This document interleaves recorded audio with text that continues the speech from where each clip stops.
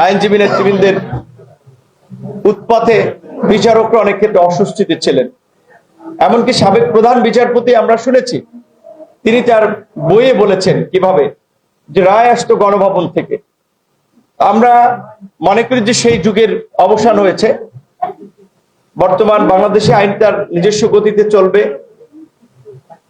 যারা আইনজীবী আছেন আইনের শাসন প্রতিষ্ঠায় অতীতের ন্যায় বিশেষ করে বাংলাদেশের আমি মনে করি যে স্বাধীনতোত্তর বাংলাদেশে এবং 60-এর দশকে 70-এর দশকে কিংবা 80-র দশক পর্যন্ত আইনজীবীদের যে রাজনীতিতে একটা ইতিবাচক অর্থে বললে যে আধিপত্য ছিল, একটা অবস্থান ছিল, এখন কিন্তু সেরকম আইনজ্ঞদের রাজনীতিতে আছে অবস্থান, অংশগ্রহণ আছে, কিন্তু খুব বেশি সংখ্যক দেখা যায় না।